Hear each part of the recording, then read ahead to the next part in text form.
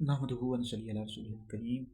اچھا، ایک سوال ہمارے حیدری دارالافتاء علیہ سنت میں آیا کہ اگر کوئی شخص نبی کریم علیہ الصلوۃ والسلام کی معراج کا انکار کرتا ہے تو اس حوالے سے کیا حکم ہے؟ بھائی، اس حوالے سے ہم نے حیدری دارالافتاء علیہ سنت کا تحریری طور پر فتویٰ جاری کر دیا ہے۔ نبی کریم علیہ الصلوۃ والسلام کو جو معراج ہے یہ رجب شریف کے مہینے میں ہوئی ہے۔ اب اس حوالے سے تاریخ کے حوالے سے اختلاف ہے۔ راج قول یہ کہ رجب کی 27ویں شب تھی، یہ راج قول یہی ہے۔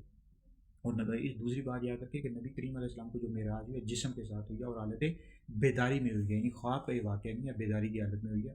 تو اس حوالے سے سب سے پہلی بات یاد رکھیں کہ نبی کریم علیہ السلام کی جو معراج ہے اس کے تین حصے ہیں۔ اب پہلا حصہ جو ہے مسجد حرام سے لے کر مسجد اقصیٰ تک، اس کا جو ثبوت ہے قرآن پاک سے، اگر اس کا کوئی انکار کرتا ہے تو ایسا شخص دائرہ اسلام سے خارج ہے، کیونکہ اس کا ثبوت قرآن پاک سے ہے۔ معراج کا جو دوسرا حصہ ہے کہ نبی کریم علیہ السلام نے آسمانوں کی سیر فرمائی، جنت کو دیکھا، دوزخ کو دیکھا، یہ حدیث سے ثابت ہے، اس کا منکر گمراہ ہے۔ اور تیسرا جو حصہ ہے کہ نبی کریم علیہ السلام نے اللہ رب العزت کا دیدار کیا، ٹھیک ہے۔ اب جمہور اہل سنت کا، زیادہ تر اہل سنت کے علماء کا یہ موقف ہے کہ نبی کریم علیہ السلام نے اللہ رب العزت کا دیدار کیا، جاگتے ہوئے اور سر کی آنکھوں کے ساتھ، یعنی خواب کا واقعہ نہیں ہے۔